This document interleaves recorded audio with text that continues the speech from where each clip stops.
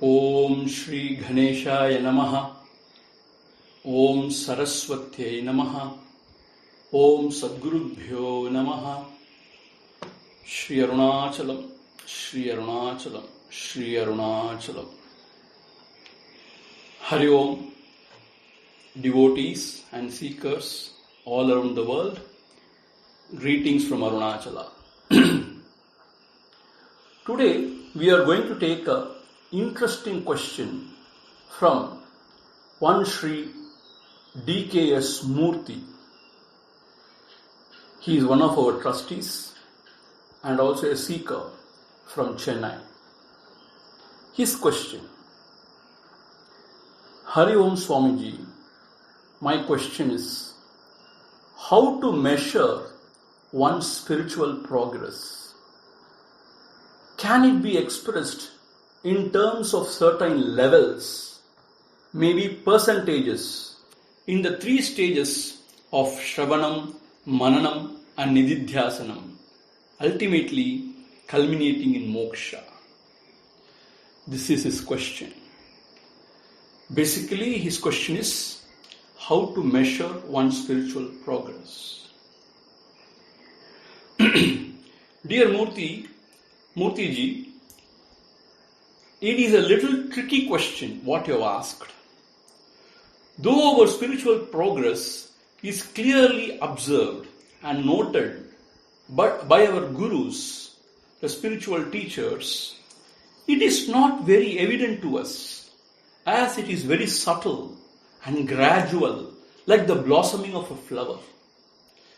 Still, I will try to give you few indicators which will help us to assess our own progress and give us a clue whether we are progressing in the right direction.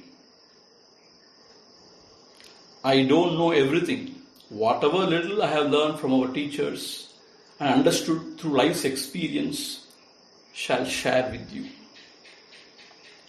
I suppose, first and foremost, a seeker progressing in the path would be simple, humble and uncomplicated like a child.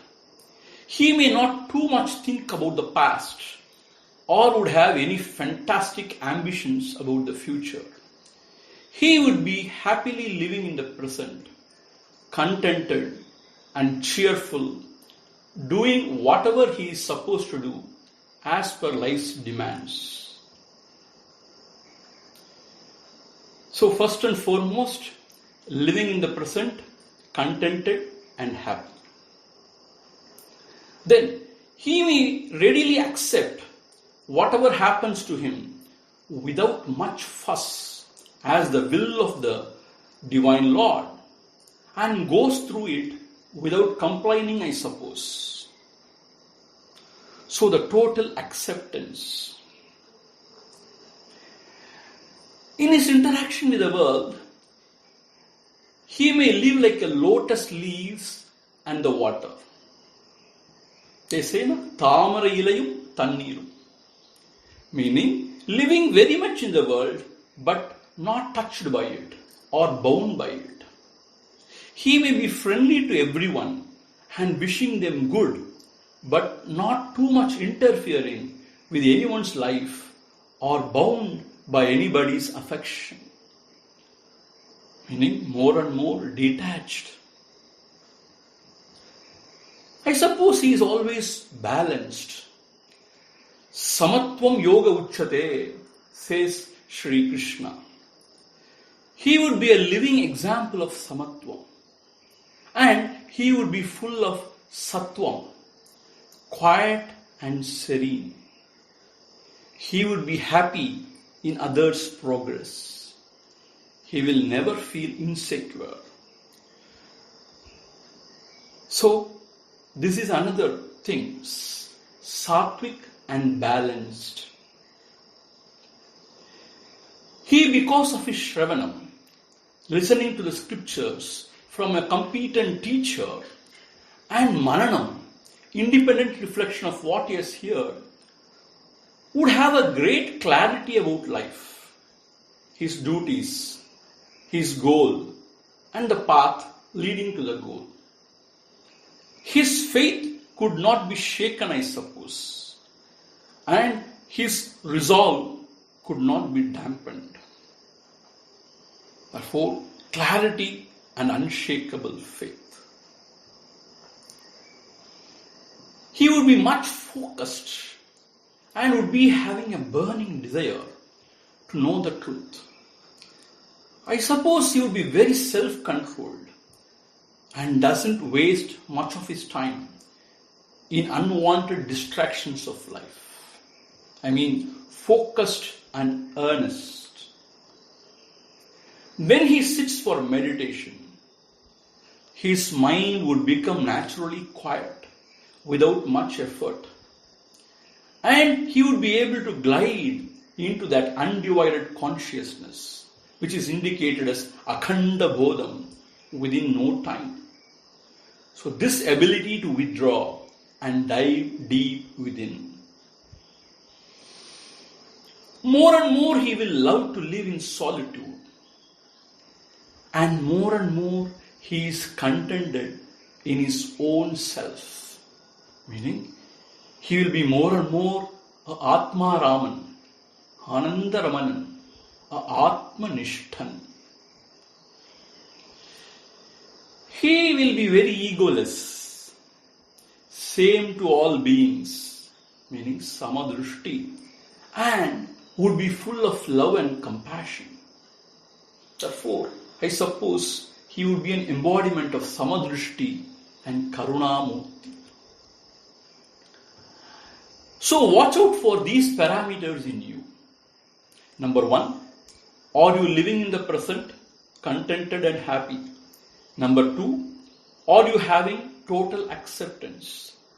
Number 3, are you detached from unreal? Number 4, are you sattvic and balanced? Number 5, are you having clarity and unshakable faith? Number 6, are you focused and earnest? Number 7, are you able to withdraw and dive deep within? Number 8, are you contented and blissful within yourself? Number 9, are you able to have samadrishti and causeless compassion towards fellow beings? If you are growing more and more inwardly and scoring more and more in the above said 9 parameters, you can be sure that you are progressing in the spiritual path. I repeat, if you are growing more and more inwardly and scoring more and more in the above said 9 parameters, you can be sure that you are progressing in the spiritual path. If you find your scores are not satisfactory in any of these parameters, you need to work on that and improve. I have given those parameters which came to my mind readily. It is not the end. Maybe there may be some more actually. I tell you, at the end of the day, if you hold on to the noble feet of the Guru, surrender unto him, and renounce the notion of nan yanadu, meaning I and mine, everything is done, I tell you. Once again I repeat, if you hold on to the noble feet of the Guru, surrender unto him, and renounce the notion of I and mine, technically it is called as ahamta and mamata, everything is done. Om Tat Sat. I suppose these inputs may help you try to assess yourself. Now we shall take another question from Mrs. Akshaya Bala, a budding lawyer and a seeker from Chennai. Her question: Hari Om Swamiji, I have a question to ask. I get angry very easily and find it difficult to control my reactions arising out of anger. The anger or irritation tends to last for a long time And I end up losing a lot of time handling these issues, which in turn affects much of my duties or tasks to be done. Most times, after the anger subsides, I am left with regret about the whole issue, realizing there was no real need to have got angry. I also feel it is a major stumbling block in my sadhana and spiritual progress. Can you please suggest ways for me to handle or overcome my anger? Dear Akshaya, don't worry. You are not alone.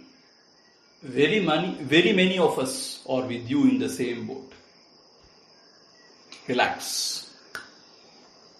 Kama yesha krodha yesha rajoguna samudbhavaha, says Sri Krishna in Gita. Says Sri Krishna in Bhagavad Gita. More the rajas, more will be desire and anger. Further, Mahatmas explain, whenever a desire is obstructed, the same rajasic energy called desire is converted into anger. Suppose, say, if you wanted to go to your friend's house to participate in a kirtan. If your mother obstructs saying, now you better help me in household chores as I am very tired, immediately you may get angry. Why? Because you love going to a kirtan, love singing. You have been looking forward to it. You have prepared and practiced well ahead. You have even decided what dress along with what accessories you are going to wear. You have been dreaming about it for some time. Suddenly, if your mother thwarts all your plans, you get angry. You may shout at her, quarrel, and fight. My dear, I know you will not. You are a good girl. I am just giving an example. So, when a desire is obstructed or thwarted, it expresses as anger. The problem with anger is krodhat bhavati sammohaha, meaning with anger your mind is deluded. Sammoha smriti vibramaha. Smriti means your memory, meaning whatever you have learned and understood has right value and good conduct gets derailed.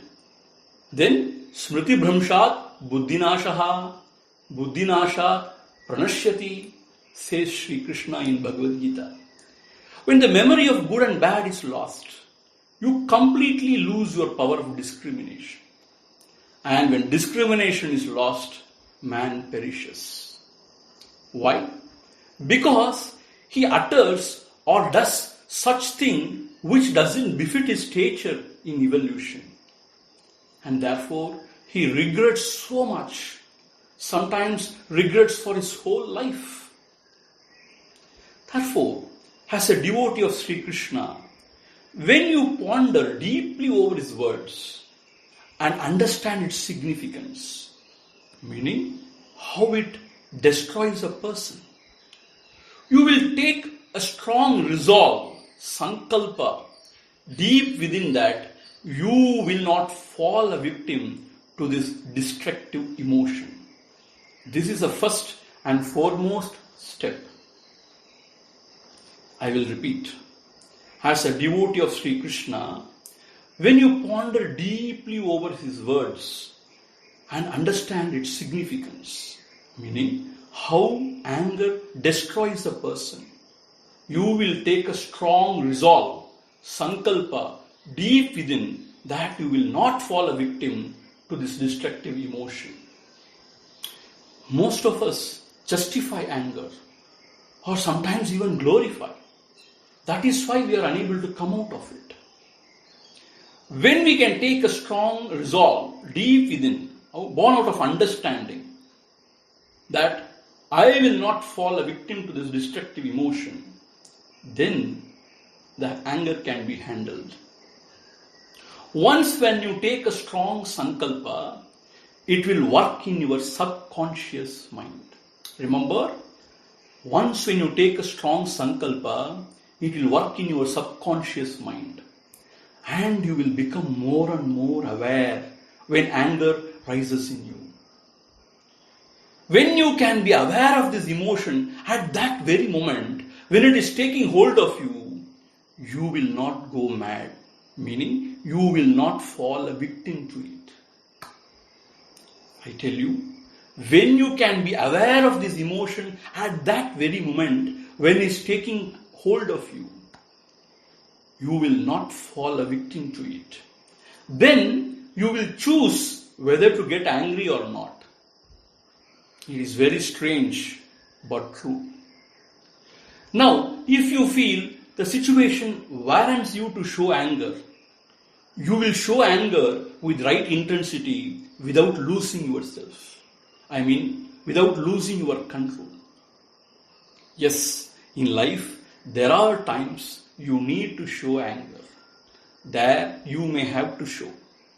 For example, if your child is unnecessarily throwing tantrum at the middle of the road, wanting something which is not at all good for his health, you need to show anger to discipline the child. Is it not so? Similarly, there are situations where you cannot afford or need not show anger. For example, you are standing in front of an immigration officer and very irritated with stupid questions. You cannot afford to get angry. Is it not so? There, you can quietly let go the emotion. I tell you, if you become more and more aware, this is possible. Gurudev Swami Chinmayananji used to say, like I use my pen, I show anger. Once when the job is done, the pen is put back in the pocket. Similarly, with anger too. I am saying this not to justify anger, but to point out that you can become master of the same emotion when you are very aware and use it profitably when it is required. This may sound strange, but this is true. But at the end of the day, anger in its real form is very destructive. It destroys your health, your mental peace, your character and reputation. It can hurt and destroy relationships. It can make you wild and even take you to gallows. Therefore, by constantly pondering over the ill effects of this negative emotion, we should strive to give it up only. Once when you take a strong resolve deep within, born out of understanding, you can become more and more aware and grow out of this emotion. Yes, we can. We must. Once again I repeat. By constantly pondering over the ill effects of this negative emotion, we should strive to give it up only. Once when you take a strong resolve deep within, born out of understanding, you can be more and more aware and then grow out of this emotion. Yes, we can. We must. Moving on, one more question we will take. This is from one Prabha Amma, a devotee from Melbourne. Her question is a very technical question. Swamiji pranams. I have a question. Space and consciousness are everywhere. Space is part of Jagat. Then it must have some limitations. What is it? Space seems to have no beginning and end, and it is not changing. Then how is it different from consciousness? Amma, please understand. Space is drishya padartha, meaning known. It is an object illuminated by the consciousness. It has no consciousness of its own. Therefore, it is part of Jada Prapanjam. Whereas consciousness is a knower. It is of the nature of light, meaning knowledge. It is the very subject. And number two, space is negated in deep sleep. Therefore, it is also projection of the mind only, not eternal or satyam. Only when the mind awakes, then there is an idea of space or time, not otherwise. So therefore, space is also projection of the mind only. Whereas the consciousness is not negated in any of the three states, either in Jagrata, Swapna or Sushupti. Therefore, it is Satyam, it is Nityam. This is the difference between space and consciousness. I hope you are clear. Thank you so much. Hari Om Brahmarpanamastu.